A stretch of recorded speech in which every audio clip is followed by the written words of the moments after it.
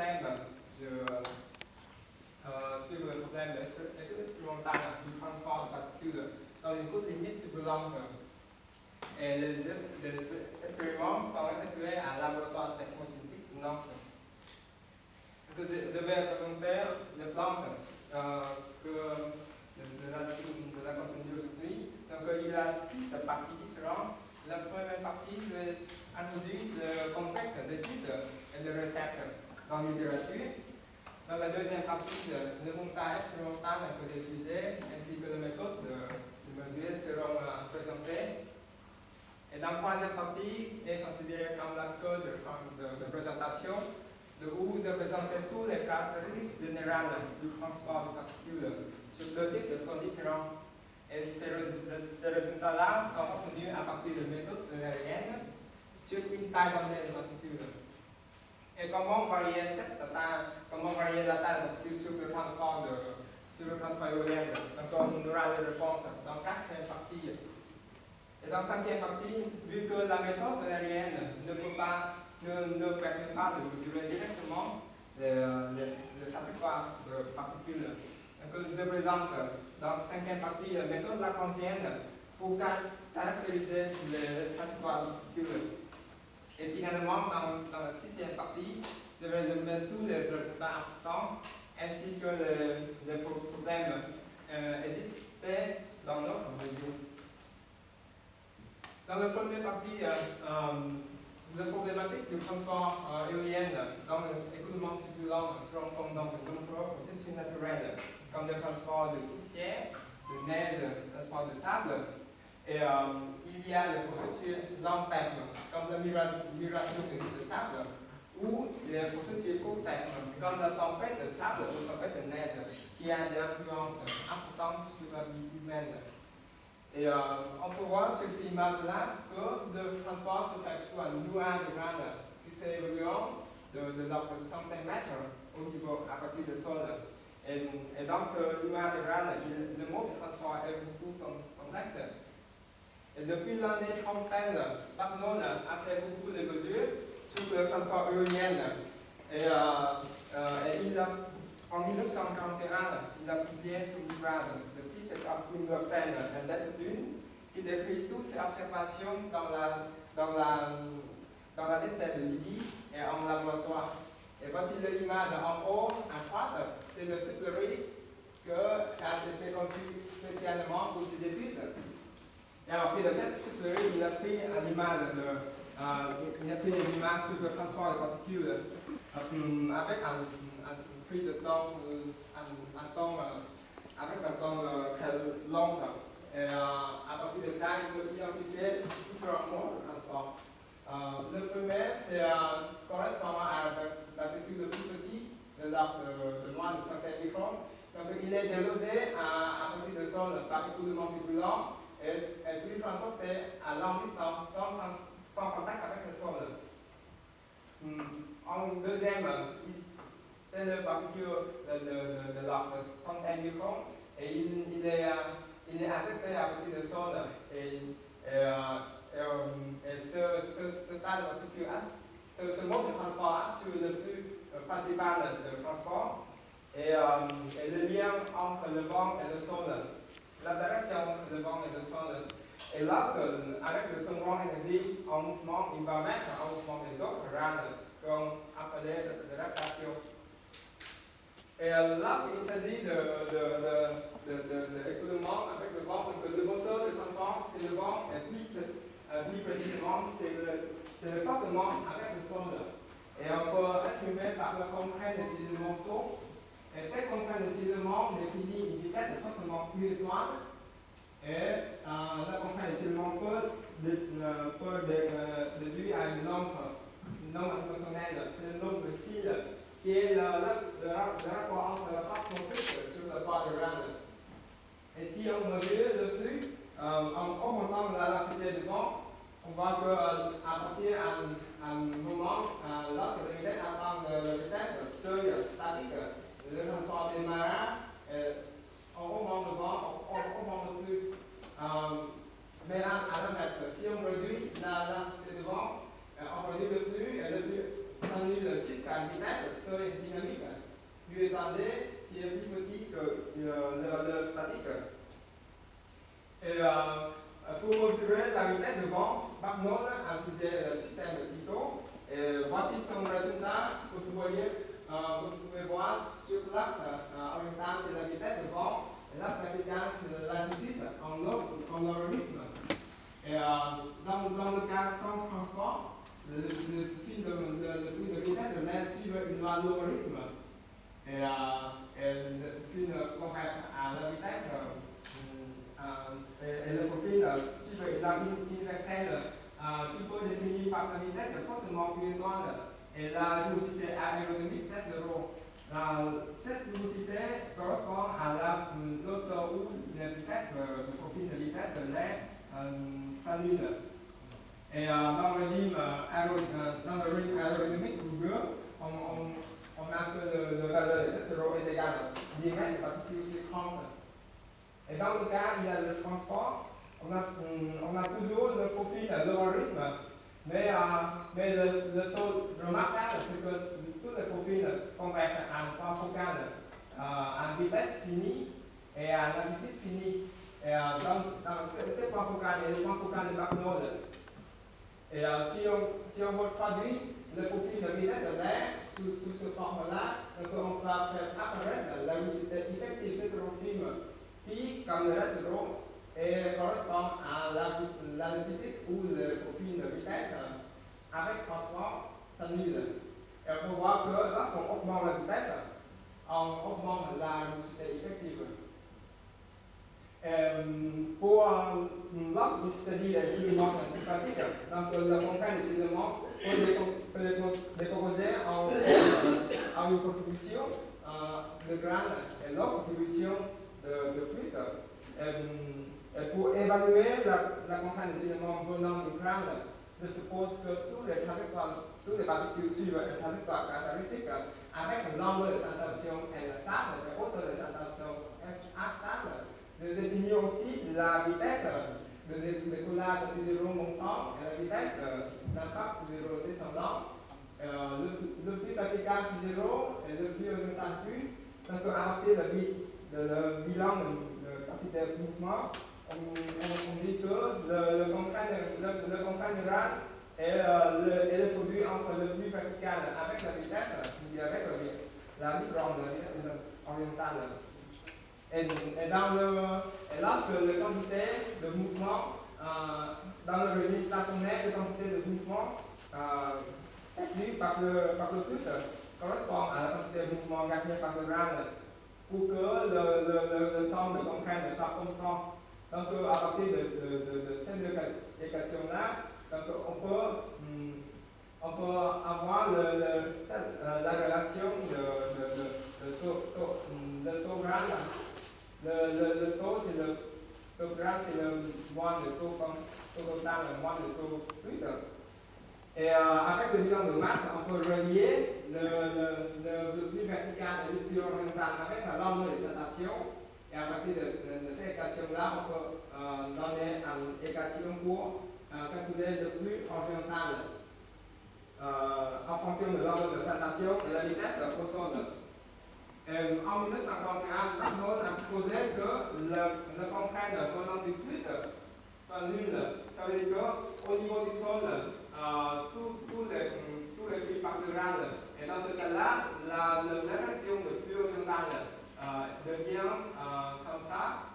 Et il a aussi supposé que à partir de études émotionnelles, il a supposé que la lampe de station proportionnelle avec la vitesse de tournement au carré et la vitesse au sol proportionnelle avec la vitesse de tournement. Donc, la loi, il propose une loi de transport, c'est la loi de Barnold. Il dit que le flux horizontal est proportionnel avec la vitesse de tournement à la puissance de 3. Mais l'hypothèse de Barnold a été remise en question par Owen en 1964 et il suppose que la contrainte du fluide au niveau du sol n'est pas nulle, comme Barnold a dit, mais est égale à la contrainte de dynamique codée qui maintenait le transport. Et dans ce cas-là, la loi de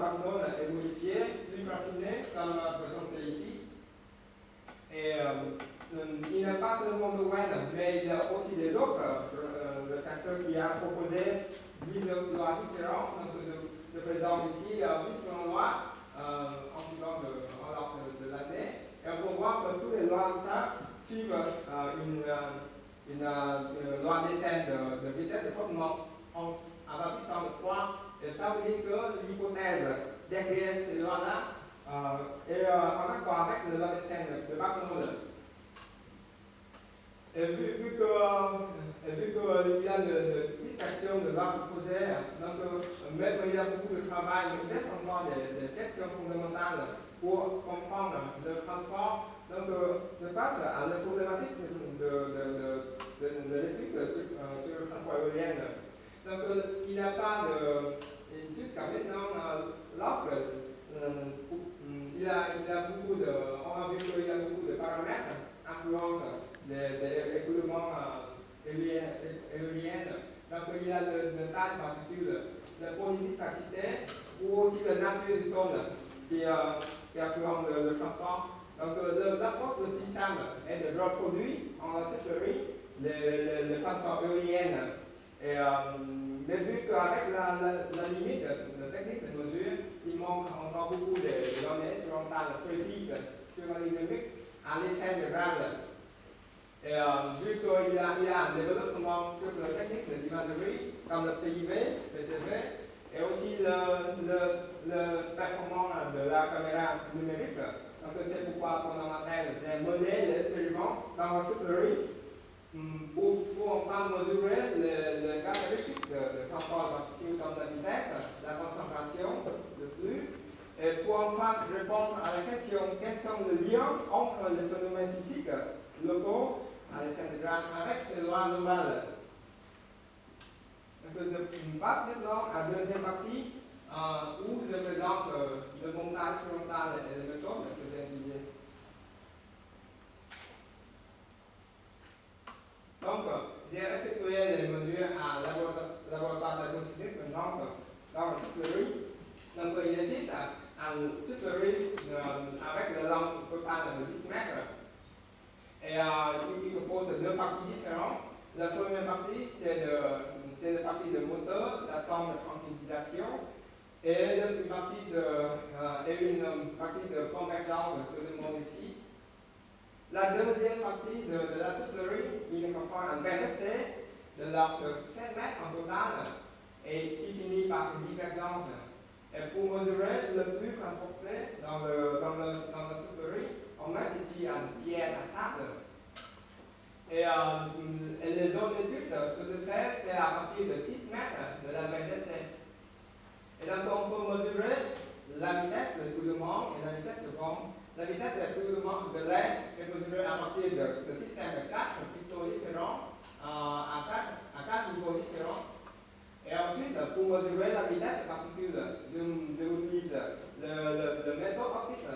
Et pour faciliter l'utilisation de caméras et de laser, donc les parois latérales et en haut est fait en pain.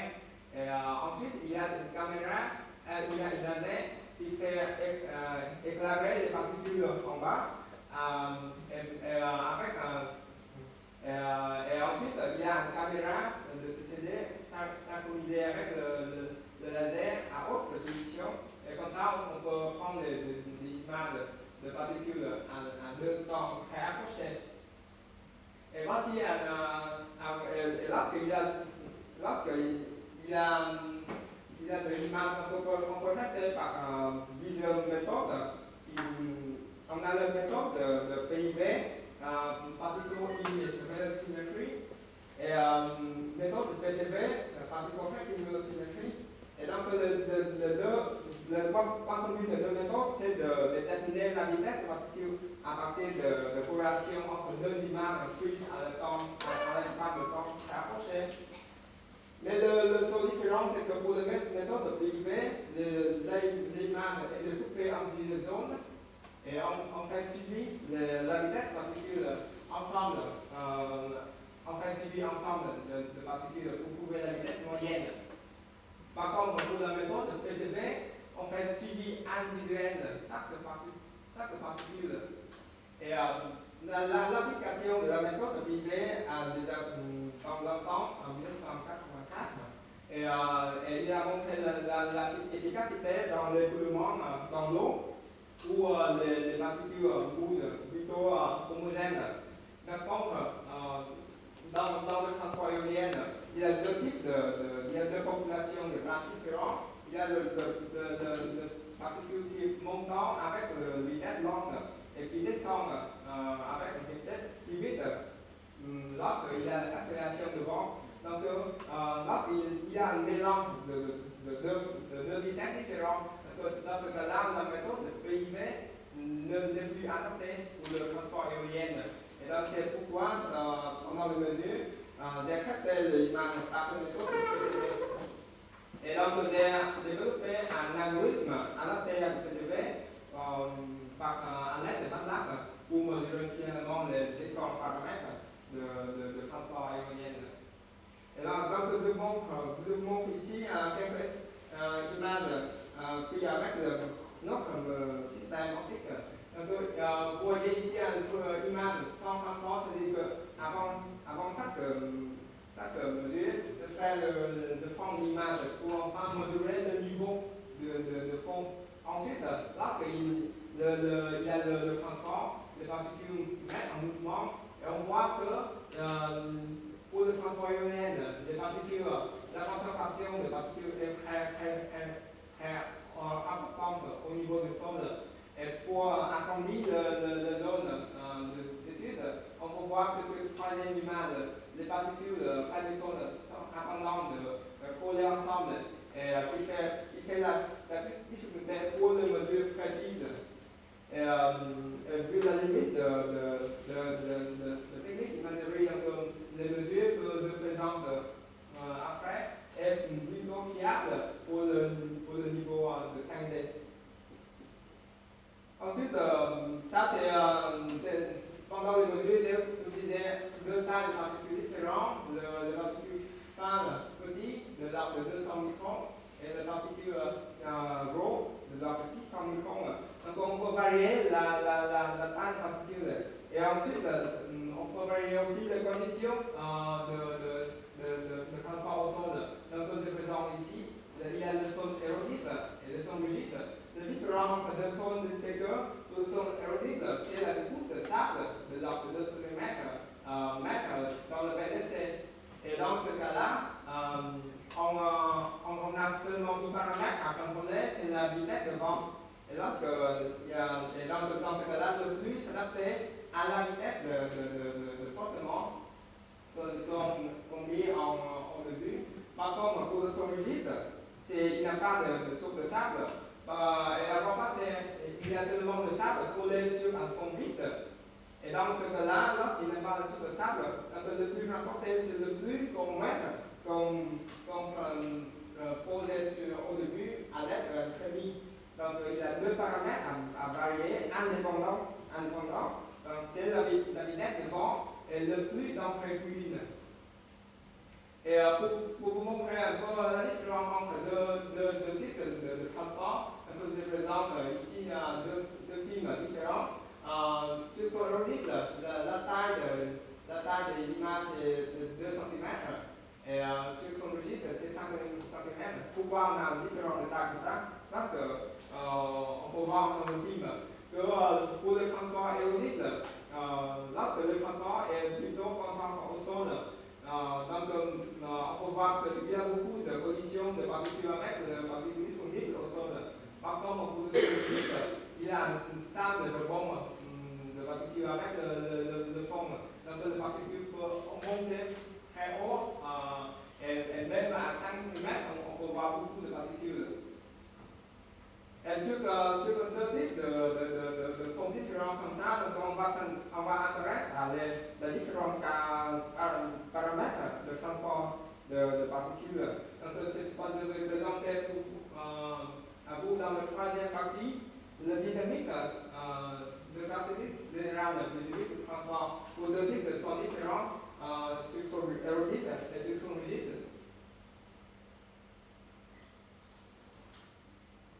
Donc sur son érodique et sur son rigide, on peut utiliser on peut mesurer le flux simplement par le piège à sable. Que nos amis à la fin de la soufflerie. Et cette méthode-là permet d'avoir le profil de flux en fonction de la vitesse de frottement ou en fonction de signe qui est le vitesse de frottement au carré. Et lorsque je trace mes données en fonction de signe, je trouve que le flux pour le son pour le cas érodique est linéairement avec le flux est linéairement avec le signe. Ça veut dire que vitesse de frottement au carré. Et donc ça c'est le plus le cas que Magnol a dit, parce que pour lui, il a posé que le flux est proportionnel avec le barre cubique de vitesse de frottement. Et je fais aussi sur le son rigide, où je rappelle qu'on a deux paramètres variés indépendants. Il y a la vitesse de frottement et le flux que je mets à l'entrée. Et lorsqu'il y a deux paramètres comme ça, on a deux régimes différents. Soit le coulement peut transporter tout le sable que je mets à l'entrée, donc on a le régime de pas de position qui est signifié par le symbole plein. Par contre, si le coulement est faible et il ne peut pas transporter tout le sable, donc on a la déposition qui est dans cette régime-là et on a le symbole vide. Et pour une vitesse, par exemple, pour une vitesse de frottement, lorsqu'on a le flux, par exemple, 0,3, et par exemple, si on a le flux faible, 5, on peut toujours transporter, et jusqu'à le moment qu'on augmente le flux, ici, on verra la déposition. Donc, il y a une coupe rouge qui sépare les deux régimes et qui correspond à la capacité maximale de transport sur son rigide. Et si on voit que si on veut traduire ça en leçon de cuivre, ça veut dire que pour une valeur de cuivre fixée, la vitesse unitaire correspondant ici sur la coupe correspond à la vitesse minimale pour transporter tout le flux qu'on mit au début de la soufflerie. Et si je comparais tous les deux coupes de transport maximal sur son rigide avec le transport sur son érodique, on voit que pour une même vitesse de frottement unitaire, on peut transporter beaucoup plus efficace sur son rigide que sur son érodique. Et encore, je rappelle que sur son érodique, on a une loi de chaîne de vitesse de frottement au carré. Par contre, pour son rigide, on peut bien fixer par une loi de chaîne de U étoile à la puissance de 3. Et donc, maintenant, ça c'est le mesure sable avec le piège à sable. Et donc, maintenant, je vais présenter le mesure à partir de la méthode PTV. Et de où je vais présenter les différents paramètres. Donc, on peut mesurer la vitesse de l'air à partir de Python. Ensuite, à partir de PTV, on peut mesurer la vitesse particule, aussi la distribution de la vitesse. La concentration est seulement le comptage de nombre de particules dans chaque image. Et à partir de ça, on peut déterminer la densité de flux, qui est le produit de la vitesse de particules avec la concentration. Et le flux total d'un flux, c'est seulement le somme, c'est l'intégration de la densité de flux en fonction de l'altitude. On peut passer à la vitesse de l'air. Que je trace ici la vitesse de l'air en fonction de l'altitude. Et sur le son érodique, on voit que les profils de vitesse de l'air sont suivent la logarithme. Je rappelle l'équation ici. Donc le niveau de point focal est à vitesse positive et à hauteur positive pour f, c'est f. Et on peut voir que lorsqu'on augmente la vitesse de frottement, on augmente la rugosité effective. Par contre, pour le son rigide, c'est le cas contraire, de où on peut voir toujours un profil logarithme, mais le profil se converge à un point focal qui est à vitesse négative. Et ça veut dire qu'un flux fixé, lorsqu'on augmente la vitesse de frottement, on réduit la rugosité effective. Et c'est le son très différent entre le type de son là. Et maintenant, et ensuite, lorsqu'on analyse des profils de vitesse de l'air, on peut voir la vitesse des frottements pour le type de sol. Et on voit que pour la frottement sur sol rigide est beaucoup plus loin que le frottement sur sol rigide. Par contre, on ne voit pas beaucoup de l'effet de pluie sur la vitesse de frottement. Ça, c'est la vitesse de l'écoulement. Maintenant, je passe à la vitesse de particules. Et je commence par la vitesse horizontale en fonction de l'altitude. Le profil de vitesse horizontale pour le sol aérodique, on voit que sous le niveau de poids focal de profil de vitesse de l'air, on a tous les profils de vitesse des particules superposés et indépendants de la vitesse de frottement.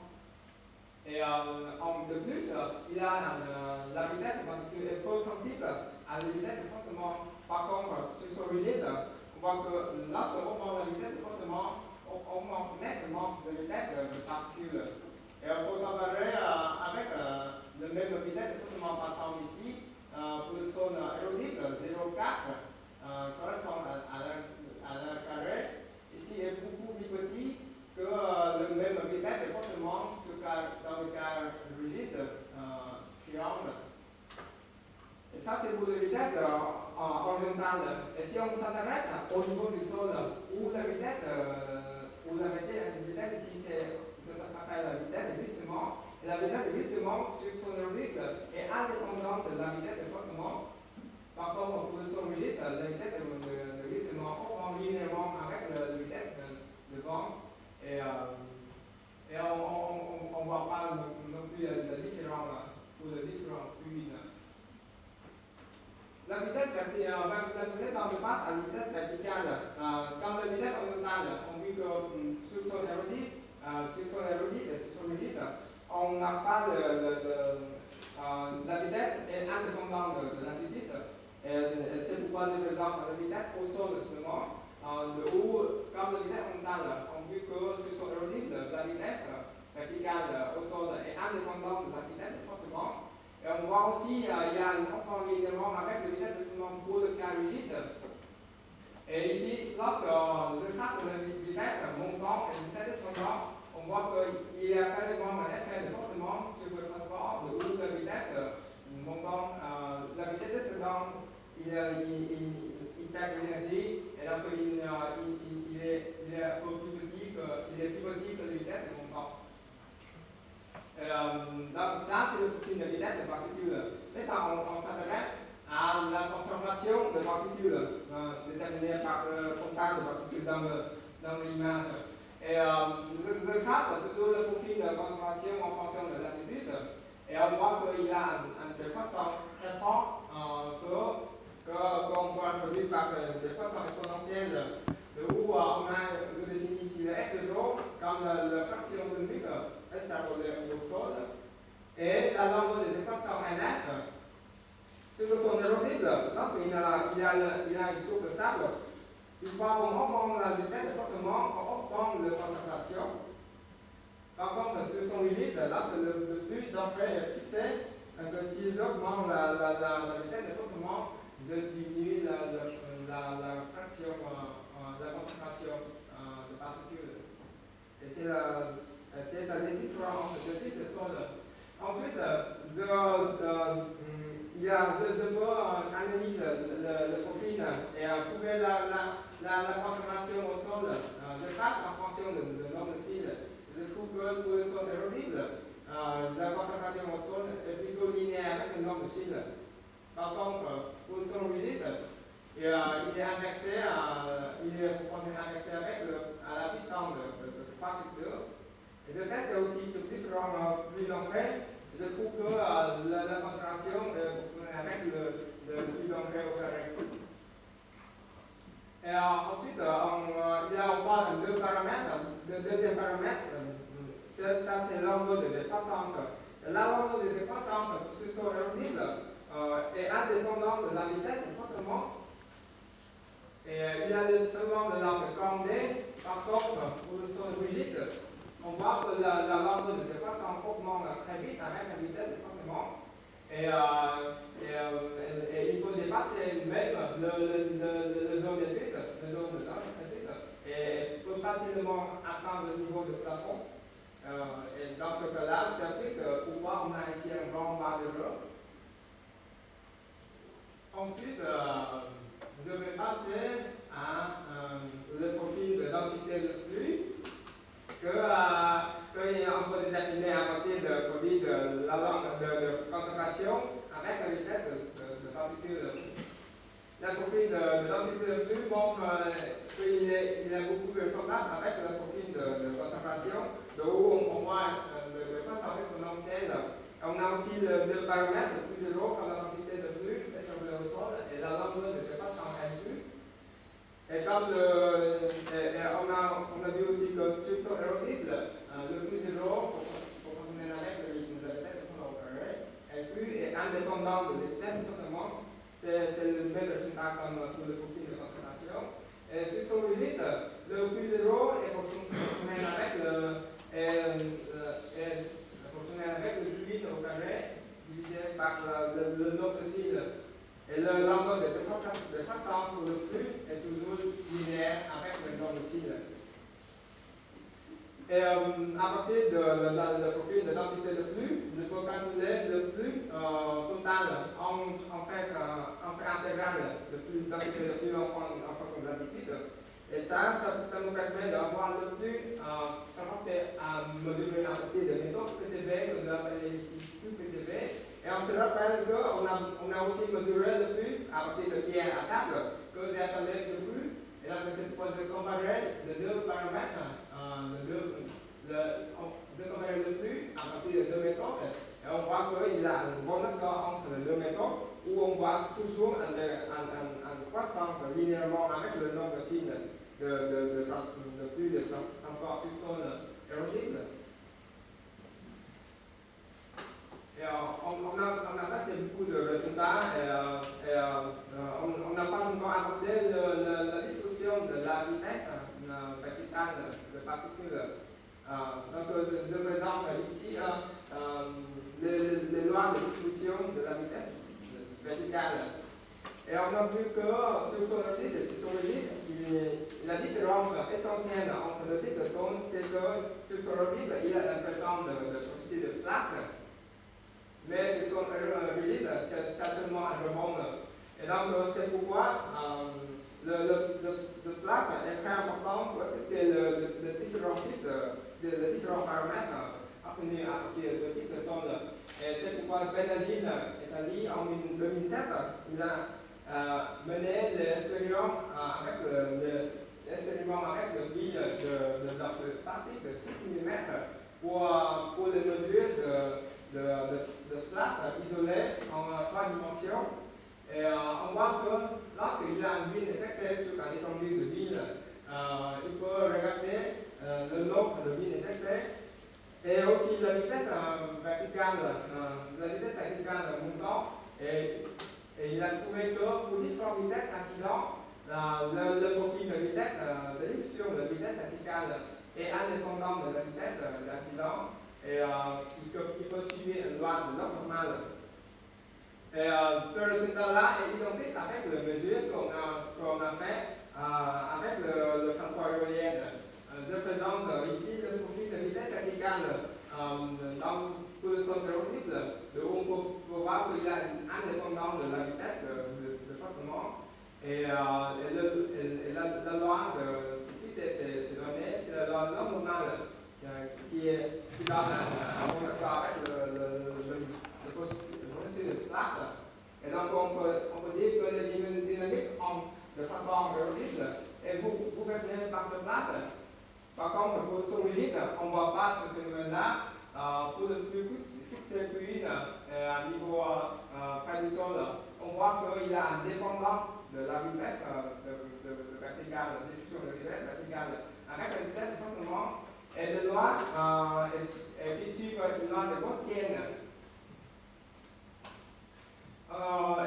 Lorsqu'on voit qu'il y a un indépendant de la vitesse au sol avec la vitesse de flottement, on se rappelle qu'il y a un problème avec l'hypothèse Barlow où il a dit qu'il y a un dépendant de la vitesse verticale avec indépendant de la vitesse au sol avec la vitesse de frottement.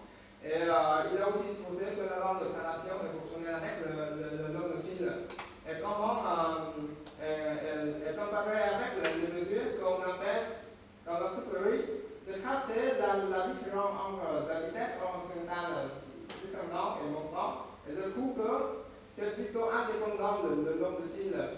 Par contre, ce sont rigides, c'est plutôt bon accord avec l'hypothèse Barnold, où la différence de vitesse est linéairement avec la vitesse de frottement, voici le nombre de cils.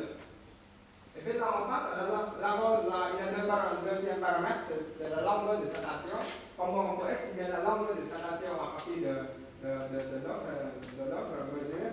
Donc, je suppose que la longueur de station en moyenne, si on a une trajectoire caractéristique, la longueur de station en moyenne peut estimer de la façon approchée par supposer une loi, une accélération uniforme horizontale.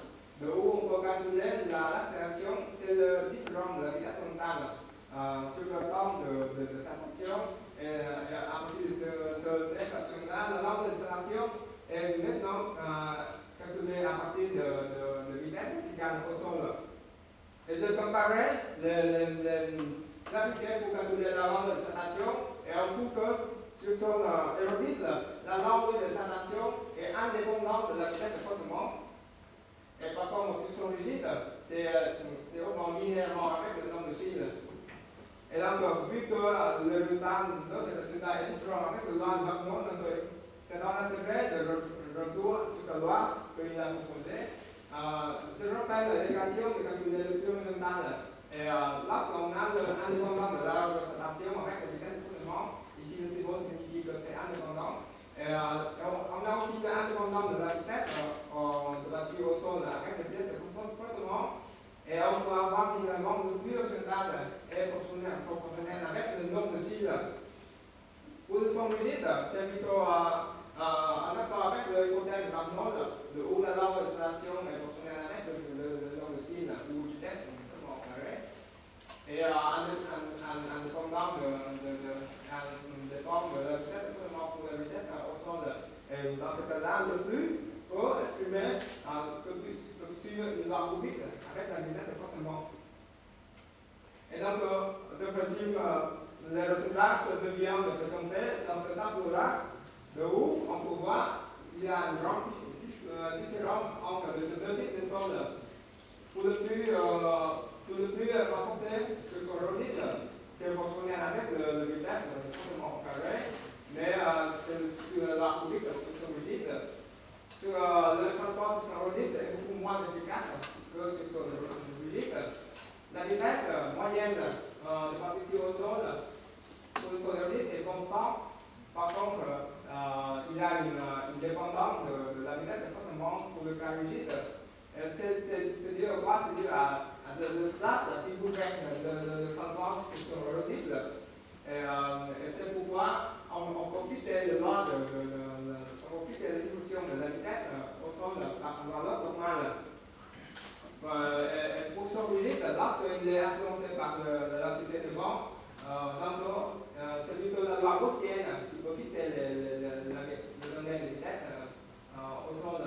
Et ensuite, il y a aussi la longueur de croissance de profil de conservation et de flux qui est constant pour le son rigide, mais augmente minimalement avec le nombre de cils pour le son rigide.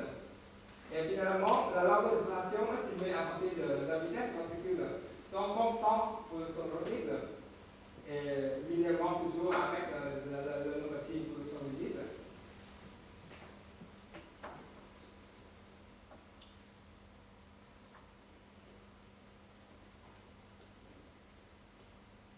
Donc on vient de voir les résultats sur que les comparaisons sur le type sont différents.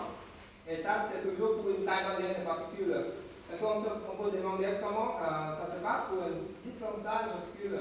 Je vais passer maintenant à la quatrième partie où je vais parler de l'influence de la taille de particules sur le transport.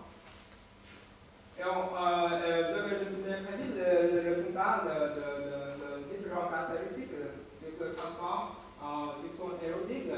Et on voit qu'il y a un identique, qualitativement, les caractéristiques sont identiques pour le petit et pour le gros. Donc on peut avoir le même nombre de cils dynamiques. Et ça veut dire que la vitesse dynamique est proportionnelle avec le racine de diamètre particulier. Pour le profil de vitesse de l'air, qui est caractérisé par le point focal. Pour le petit et pour le gros, on a la même vitesse de UF, le point focal. Par contre, pour le niveau du point focal, pour le petit, c'est plus grand que pour le gros, la valeur est conventionnelle. Et ensuite, pour le profil de vitesse de particules, on a trouvé que on a trouvé le même caractéristique où sous le niveau de point focal, il est indépendant de la vitesse orientale. Et pour le profil de vitesse verticale, c'est indépendant de la vitesse d'écoulement et indépendant de l'altitude. Et on peut lier, il y a un lien entre la vitesse verticale avec le niveau de point focal, où on voit que c'est le vitesse verticale est rapproché de la valeur de racine de 2G, et le niveau de point focal. J'introduis maintenant le profil de concentration et de densité de flux, comme on a toujours le même caractéristique. Le profil pour le petit et le gros peut mettre ensemble par diviser le niveau par le niveau de l'ordre de croissance et le flux par le flux 0 extrapolé au sol. Et on peut trouver que ici, une loi universelle où tous les groupes pour différents vitesses de frottement et pour différentes tailles de particules se confondent, superposés. Et le flux plus 0 extrapolé au sol est proportionnel avec le nombre de cils. La longueur de croissance M8 pour les deux tailles de particules n'est pas liée avec le diamètre de particule, mais plutôt lié avec le niveau de point focal, où on voit que la M1 est approximative à 2 fois le ZF.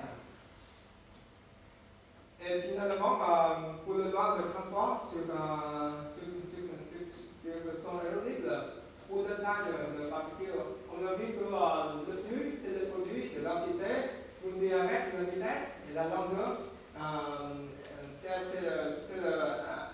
C'est l'étude analyse dimensionnelle. Et donc, on a vu que ce son aérodique, c'est la place du gouvernement de transport. Donc, on peut lier de densité avec le rôle de particule, la vitesse avec le racine de GT et la longueur avec le taille de particule. Et bien sûr qu'il y a dépendant de flux avec le nombre de cils. Et donc, c'est pourquoi je divisais le flux par le groupe P racine de GT fois D. Je trace en fonction de cils. Et on peut voir qu'il y a toujours un comportement avec le nombre de cils. Mais sur le particule rho, ça transporte plus efficace, un peu plus efficace que sur le particule petit. Et donc, dans ce cas-là, on propose plutôt une proportionnelle de flux avec le carré de diamètre de particule plutôt que le puissance des puissances de 3 sur 2. Vu que tout ça, c'est le résultat obtenu à partir de la méthode eulérienne, vu que la limite de la méthode eulérienne, c'est ne permet pas de mesurer directement la caractéristique de la particule. C'est pourquoi dans la 5e partie, je vous présente les méthodes lagrangiennes, où on peut mesurer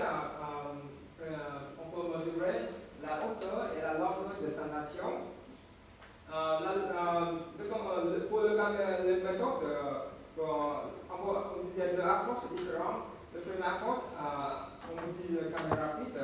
Avec cette caméra rapide, cette méthode-là montre une certaine limite qu'on peut discuter après dans la partie discussion, mais on peut avoir quand même des informations sur la hauteur de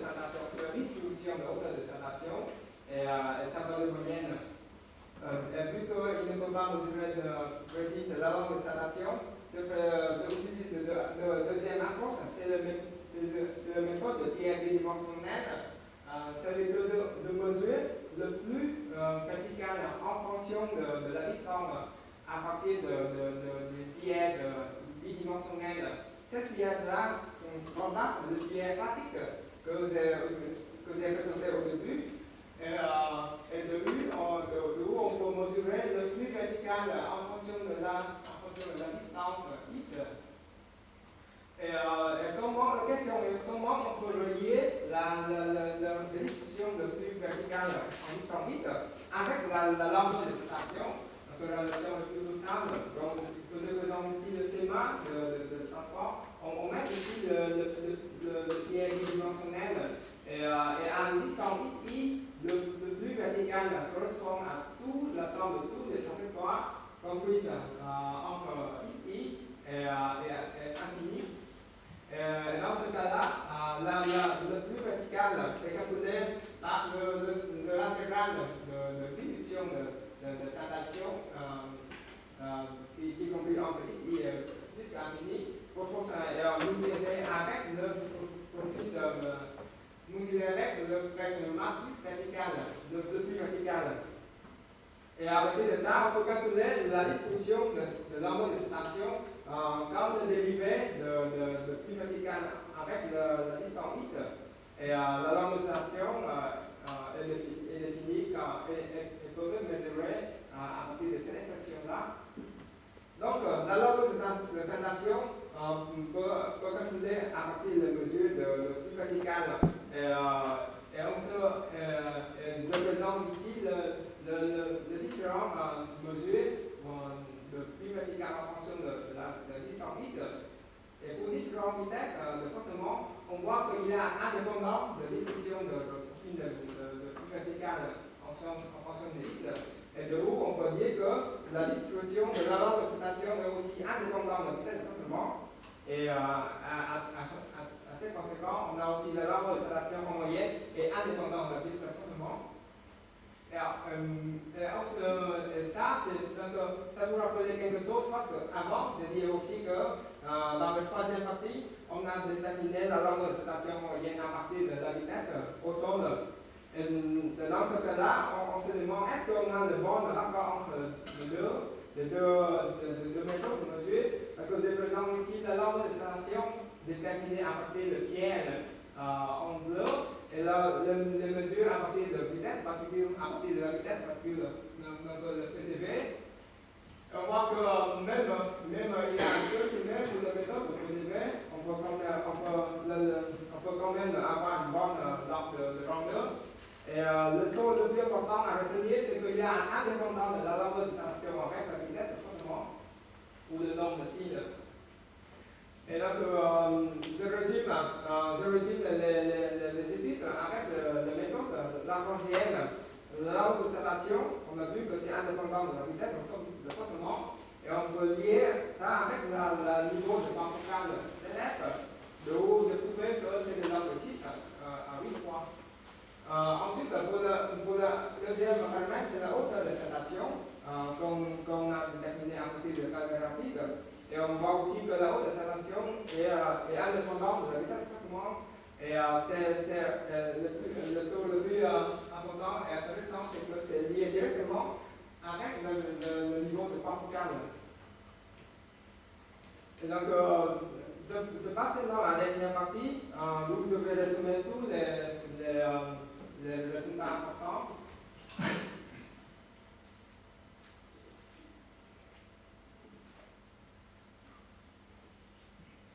Donc, pendant la présentation, j'ai présenté les différents paramètres sur le type de son érodique et de son rigide. On a observé la différence entre le type de son où le dynamique sur son érodique est gouverné par la place. Et ça indique pourquoi il est indépendant de la vitesse, particulièrement avec la vitesse de frottement. Et le plus, il y a l'épaisseur de la boucle de transport caractérisée par le paramètre H station ou ZF et de l'enseignement de 1 cm. Et c'est complètement différent pour le transport est gouverné par le vent et il y a une forte dépendance de la vitesse, parce que avec la vitesse fortement. Et lorsque la longue de station est proportionnelle avec le nombre de Chine, donc il y a une forte évolution de l'épaisseur de la couche de transport qui varie de 0,5 jusqu'à 30 cm pour le gaz de vitesse, comme on a indiqué.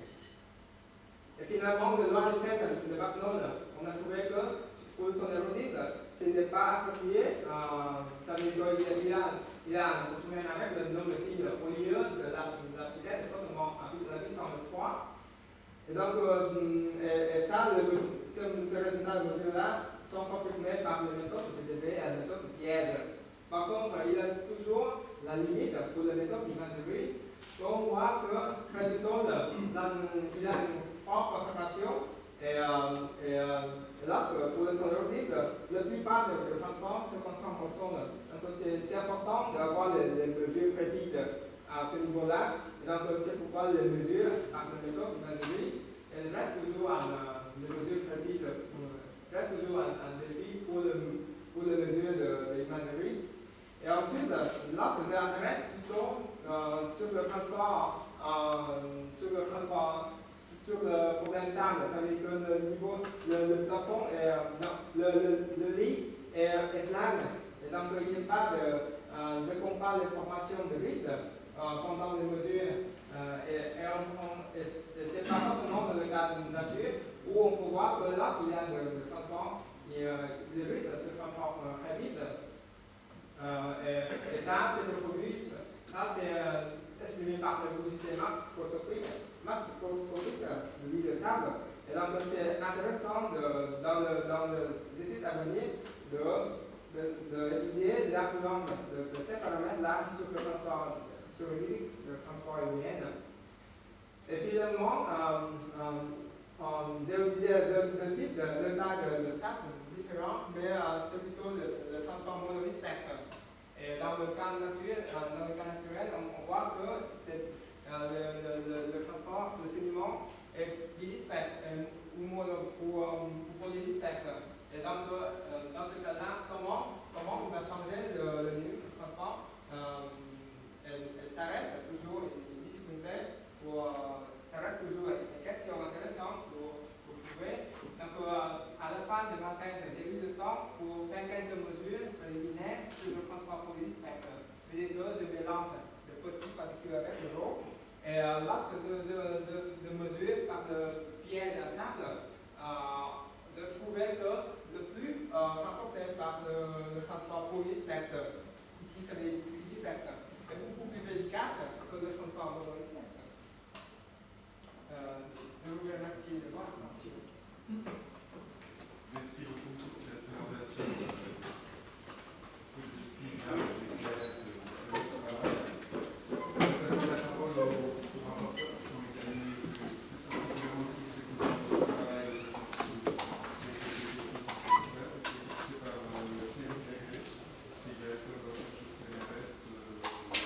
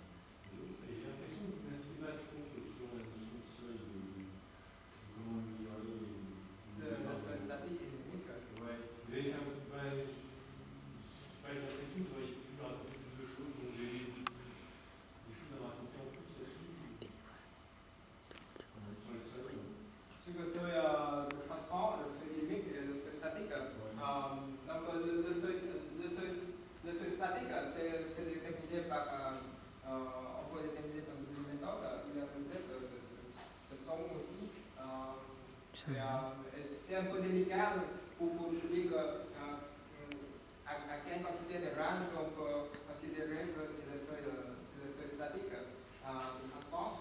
Mais pour le seuil dynamique, je crois que c'est beaucoup plus clair qu'on peut le décliner à partir de profils de flux, parce qu'on fait avec le nombre aussi. On peut extrapoler le profil de flux au niveau où le signe s'annule, ou au niveau où le flux s'annule, et ça donne le signe critique ST, et ça donne la vitesse de transport dynamique. C'est tout plus simple de déterminer l'unité D de vitesse dynamique que de vitesse statique, l'unité S. Et pendant les mesures que j'ai faites, donc j'ai déterminé le D par différentes méthodes, soit déterminé par le profil à partir du profil de vitesse de l'air, soit déterminé à partir du profil de flux que je mesurais dans le piège à sable. Et on va voir que dans le rapport, dans le texte, j'ai dit qu'il y a un bon rapport entre deux chiffres que j'ai trouvé. Et ça confirmait la méthode qu'on a utilisée pour déterminer la vitesse de frottement critique. D'accord. En pratique, cette vitesse, ce seuil est quand même petit. Enfin, ce qui faisait que Bagel, par exemple, n'est pas. C'est petit comme valeur. Donc. La valeur de UTD pour le back mode. Oui, non, le Bagel n'allait pas, justement. Ouais. Donc, bon, ok. Il y a aussi quelque chose qui me tracasse, c'est le point focal. Le point focal. Oui, le niveau de point focal. Oui, donc c'est Bagel qui a vu ça le premier, on est d'accord. Et quel est, pour vous, quel est son vrai statut, le point focal? C'est, voilà, on l'observe. Mais vous auriez des explications avec les mains sur ce point focal? Enfin, je suis perplexe en fait sur le. Il existe vraiment, c'est un domaine. Le point focal, Barnon, c'est Barnon qui a trouvé le premier. Il observe qu'il a le profil se converge en un point fixé. Peut-être que c'est ça, ce point-là, c'est bien déterminé par Barnon déjà. Et donc, mais à ce moment-là, il n'est pas encore lié le niveau de point focal avec les autres paramètres. C'est parce que ça, le point focal, c'est le profil de vitesse de l'écoulement. Mais ce qu'on présente ici, c'est une forte liaison entre le niveau de point focal avec le niveau de l'autre de sensation. Donc on a A sensation et correspond à niveau ZF. Et ensuite, on a trouvé qu'il y a une forte liaison entre le nombre de croissance sur le profil de concentration NU et NF, qui est aussi lié avec le niveau de point focal. Donc c'est le point fort de notre mesure. D'accord, mais en fait, vous avez expliqué cette notion qui est quand même. C'est plus. C'est en fait, on est quand même au niveau des constatations. On a constaté, on voit c'est comme ça, et vous avez montré que la représentation correspondait avec une mesurable. On est toujours quand même. Donc c'est parce que les mesures que Barton a fait avec le convexe de profil de vitesse de l'air, sans ou avec le frottement, on retrouve toujours avec notre mesure. Donc le point focal, c'est bien déterminé. D'accord, ok. D'accord.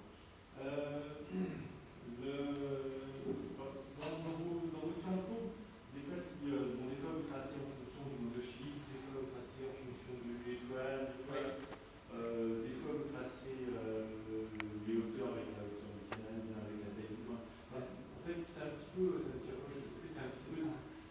un petit peu dommage parce que ça montrait des fois de trouver dans la même échelle pour qu'on soit bien d'accord une différence de grandeur. Oui, c'est ça. Ouais. C'est des raisons pour faire ça, c'est parce que je présente le cas sur le prix en fonction de signe, c'est plutôt à partir du moment où je comparais les deux tailles différentes. Là, c'est deux tailles différentes, parce qu'on a le vue étoile différent. le sol et le transport différent, mais on a le même signe critique. Donc c'est plutôt le signe qu'on intéresse, le nombre additionnel. Oui, oui, en fait. Oui, c'est mieux de faire homogène pour tout. Oui, c'est ça, c'est tout bon, parce que bon, la gamme, c'est une étoile, donc la commande qui se parle ainsi, non, mais c'est. Alors, j'ai toujours pour revenir sur les étoiles, donc dans le cadre du débit maximal que vous avez exploré, donc Sur le gîte. oui, c'était connu que ce soit vraiment un débit maximal.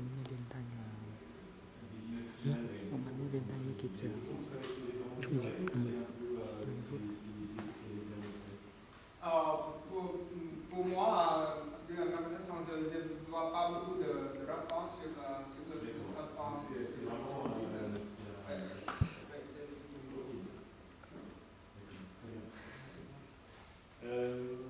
alors, les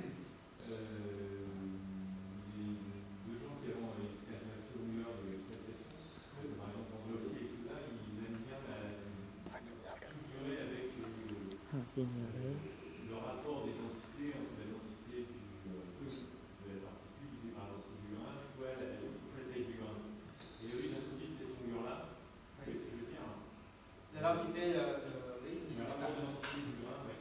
Alors donc justement, je vais vous poser un peu une question sur cette, de ce qu'est en fait que vous avez introduit, qui est donc le rapport de la densité particule sur la densité de l'air fois la taille du grain. Donc pour eux, c'est quelque chose de très important. Oui. J'ai l'impression que vous n'en parlez pas, et même plus généralement, j'ai l'impression que la densité des particules, elle n'est pas non plus du tout, n'a pas vraiment exploré, mis à part avec le shit.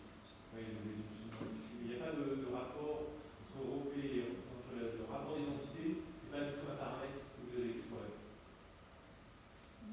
Avec les études dimensionnelles, que lorsqu'on a une unité de kilogrammes sur mètre, comme ça, vous liez avec la densité, bien sûr que c'est la densité de particules groupées, la vitesse, donc c'est divisé avec la racine de GD, comme D, il a le mètre, l'angle de ce millimètre.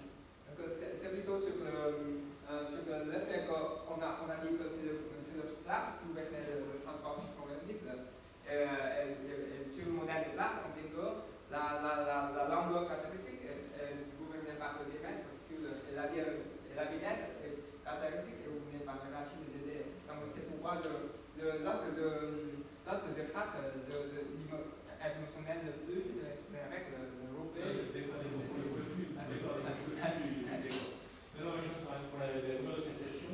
Donc il y a une. Enfin, je prendrai au petit peu là, parce que si je me trompe, il me semble que c'est bien le rapport des densités pour la taille du grain qui, pour eux, est le phénomène et vraiment la longueur importante. J'ai l'impression que vous n'avez pas pu explorer ce paramètre-là. Ah oui, ça veut dire que si je disais au lieu de direct, que je disais par l'ordre de croissance. Non, le rapport des densités. Le rapport des densités. Oui, c'est pour ça, oui, d'accord. Donc chez vous, c'est un rapport qui est constant, c'est un rapport de la densité de la particule à la densité de l'air. Vous, il est constant, mais pour dans les problèmes optiques, c'est un paramètre très important. Donc j'aurais bien aimé quand même avoir, même s'il est constant, une petite réflexion. Oui. Vous n'avez rien à dire, mis à part que c'est constant. Oui. Peut-être juste une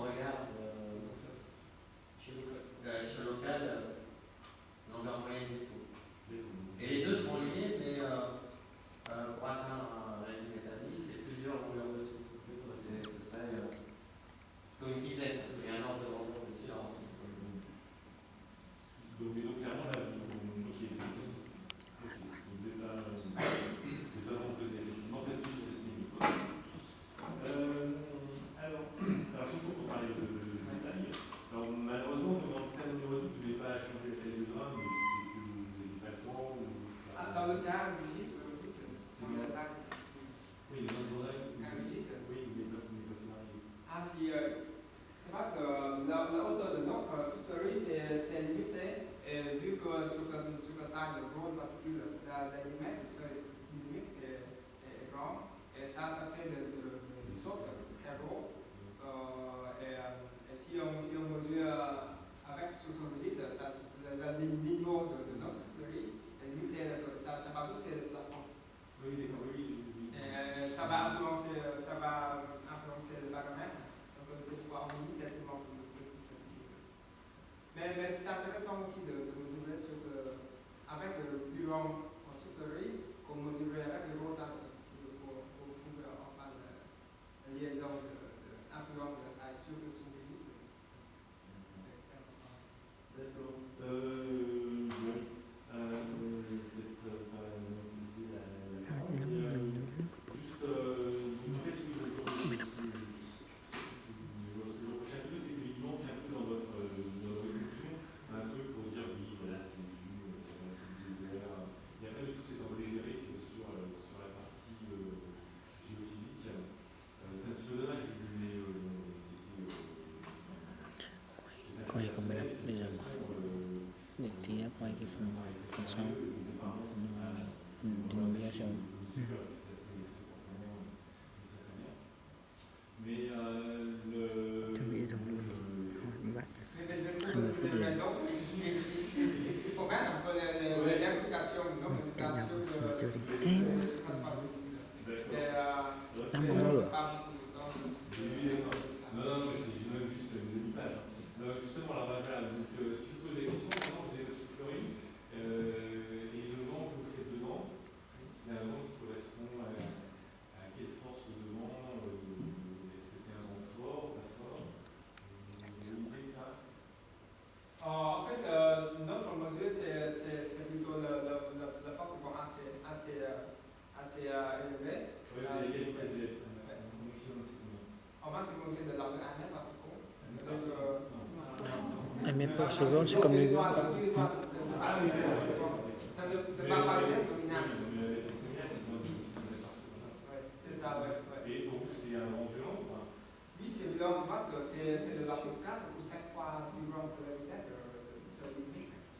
Le seuil numérique du papier. Ah oui, c'est vrai. Je parle en Bretagne, effectivement, et on vous forme, etc.